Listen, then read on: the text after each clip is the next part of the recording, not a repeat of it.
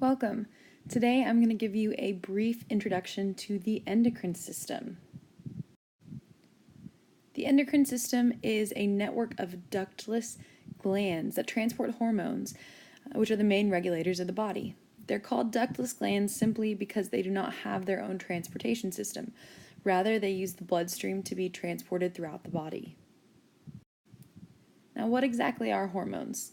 They are like keys in the body. They're transported through the bloodstream, and when they reach certain destinations, they have different effects. Before we go over more specific hormones, we're going to go over the main glands in the endocrine system. The first gland that you need to know is the hypothalamus. The hypothalamus is actually a part of the brain and the endocrine system. It's located right in the midbrain. What it is about the size of a grape, and it actually is what stimulates the pituitary gland, which is also known as the master gland. The pituitary, even though it's not really shown in the picture, is about the size of a pea. It's got 3 different lobes to it, and it is responsible for stimulating all the other glands in the body. One other gland in the brain is the pineal gland, which is what's responsible for your sleep cycles.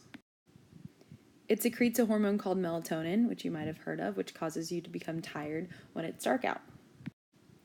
About where your throat is the thyroid and parathyroid glands. These are what regulate calcium and phosphorus balances in the body, as well as metabolism, bone growth, and body heat. Slightly below that, around where your sternum is what is called your thymus. The thymus regulates the development of your immune system. Now, next up is your pancreas, which isn't just a part of the endocrine system, it's also a part of your digestive system, and it's responsible for regulating the sugar balance in your body. The pancreas produces insulin, which lowers your blood sugar if you've had, for example, a really delicious Snickers bar. Beneath those, on top of the kidneys, are the adrenal glands. You've got 2, one on top of each kidney, and each of those has an adrenal medulla and adrenal cortex. Now, the adrenal cortex is what secretes cortisol, which can aid in metabolism and also is a part of your stress response. And the adrenal medulla regulates the body's stress response by secreting epinephrine and norepinephrine. Now, the last 2 glands are what collectively are known as the gonads. The females have ovaries, and males have the testes. Each are responsible for creating the sex hormones, estrogen and progesterone in females, and testosterone in the males. Some of the specific hormones that you need to know start in the pituitary gland. For example, FSH and LH, follicle-stimulating hormone and luteinizing hormone.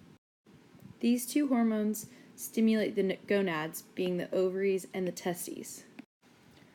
What happens is the pituitary signals using these, and from secreting FSH and LH, they start or modify the reproductive process in males and females. Another gland that's stimulated by your pituitary gland is your thyroid gland.